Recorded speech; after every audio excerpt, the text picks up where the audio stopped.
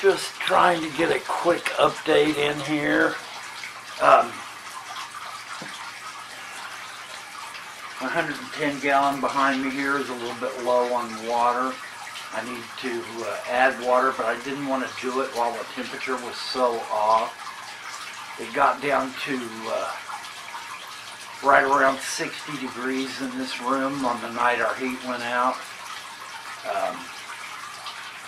The heat is back on.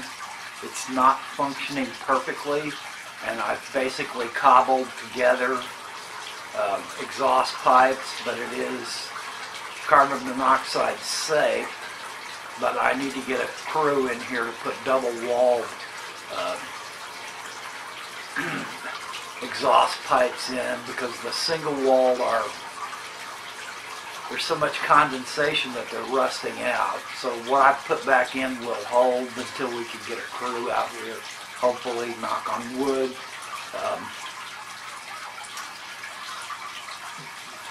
The two tanks that I'm worried the most about are this tank, which has a 200 watt heater in it that I replaced new. I got this winter. I had a 300 watt in it before, but I started getting condensation inside of it, and that's always a bad sign. They will function with condensation inside of them, but it's always a bad sign when you're getting water showing up on the inside of the heater. So rather than risk, a cracked heater and electrocuting my fish, I went ahead and replaced it with a 200 watt that I got. But when the temperature got to 60 degrees in this room, it created a situation where the 200 watt heater was having to work really hard, and the tank temperature went down from 80 to about 72 or 73. Now the fish in this tank are from the Rio Tapajos River and in Brazil, and it rarely varies much there, even through the winter and through the rains. The river is big enough that it holds a large enough volume of water that the temperature rarely drops very much, and it's going to run in anywhere from 82 to 83 degrees most of the time. And I have kept my fish at 80 degrees, even though I've been told by other breeders that I need to up the temperature a couple of degrees. But I have kept it at 80 degrees, one, for the expense of the electricity, and two, because it's always been my opinion, and I have no science to base this on, but it's strictly my opinion, that the higher the temperature, the shorter the lifespan of the creature or fish, shrimp, snails, what have you.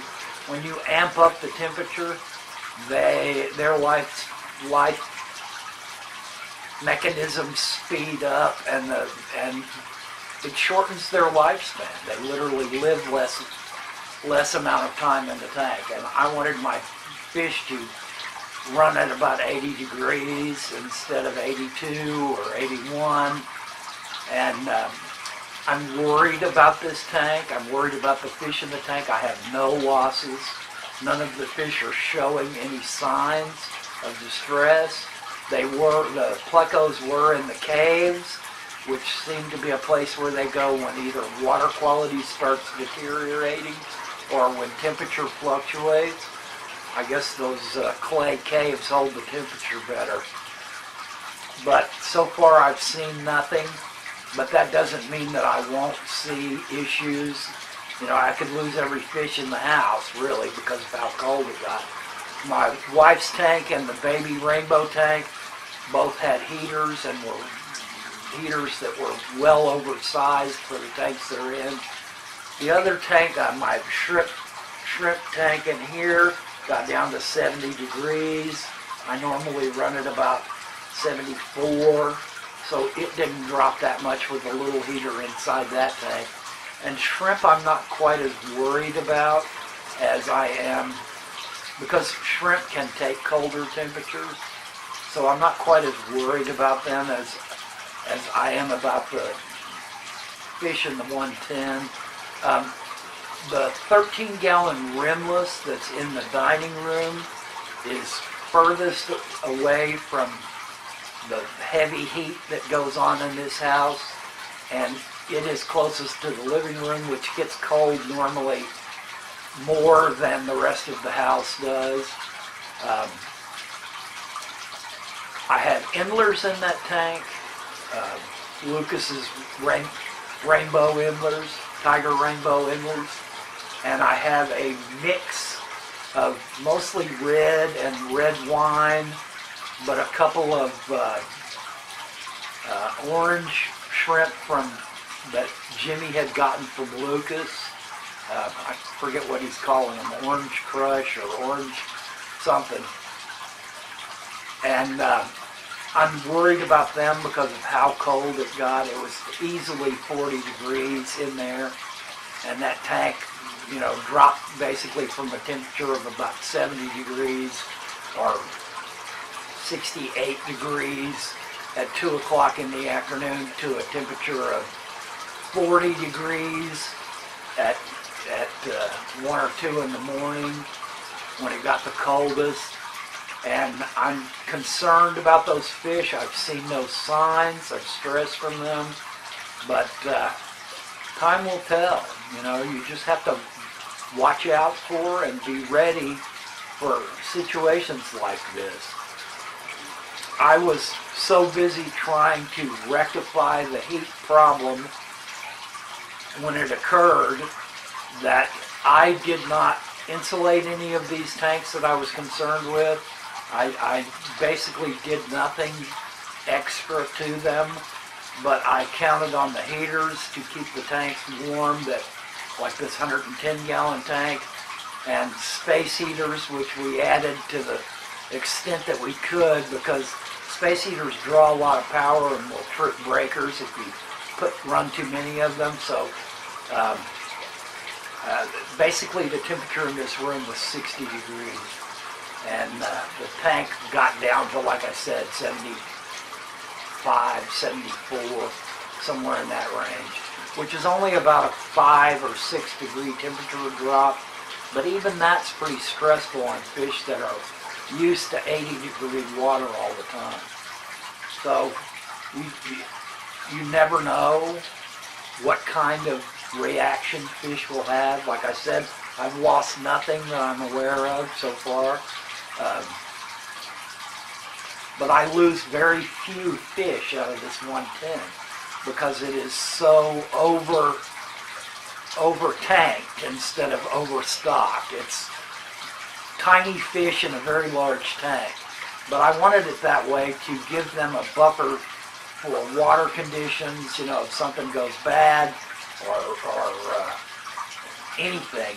Having more water than you need per fish is always a good idea. All right, YouTube, thank you so much for the well wishes that several of you had sent. Corey contacted me worrying about us, and I appreciate that so much.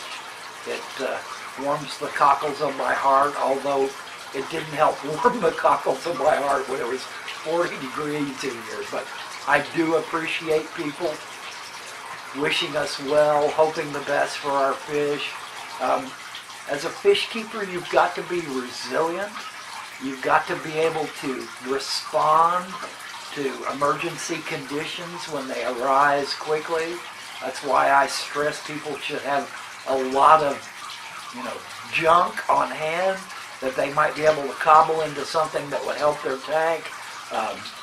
If it had been an extended condition, I would have insulated this 110-gallon tank by either wrapping it with an emergency silver foil blanket or cobbling up a collar to go around it out of insulating foam or something. If you run glass tanks, they give off heat a lot more than an acrylic tank will. So you have to be concerned about those kinds of issues. But once again, thank you all so much for your kind thoughts and wishes and prayers and offers. And